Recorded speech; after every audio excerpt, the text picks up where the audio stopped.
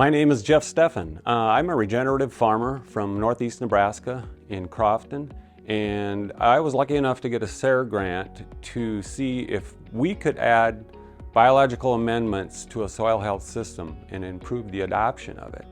So going forward here, we started this testing in alluvial soils of the Missouri River. Very tough soils and very broken water cycle in them.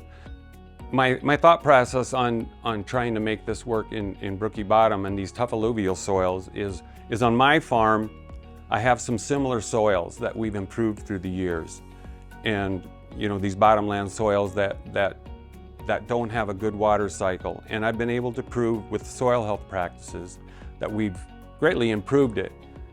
It's taken 30 years. Now the question is, can we do that faster? So we have a test plot in the Brookie Bottom here is what we call it. It was 4 test plots of 12 acres each. What I'm trying to mimic is the success we've had on our own farm with an extended rotation, and how that's shown that we can be profitable with healthy soils. So we wanted to initiate a rotation with an extra crop in it. So the original year was corn, and we applied biological amendments.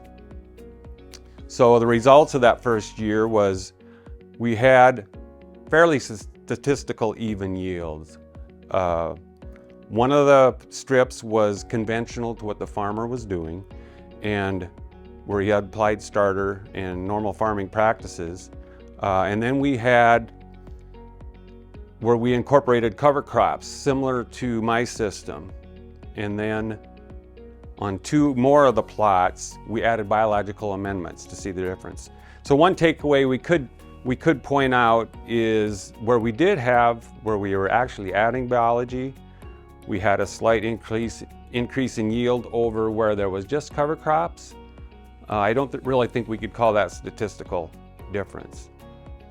So going forward, the plan was at this point to go to cereal rye as a grain and go to harvest, and then to incorporate biologicals into that, and then to plant a multi-species cover crop that we would graze. So unfortunately, we were flooded out in that second year. So we did take soil analysis after that first year, and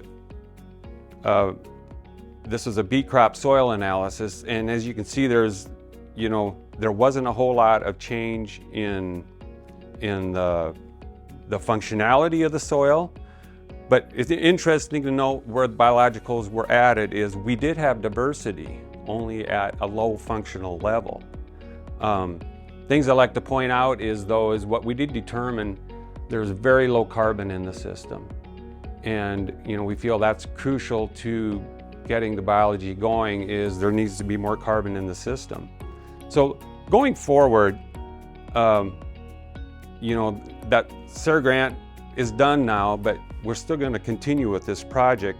Looking at some different budgets for the coming year is we didn't get that cover crop grazing in on that second year, but we did run some budgets in Brookie Bottom, comparing if he would go back to his normal corn for the year compared to if he would initiate an annual grazing of cover crops.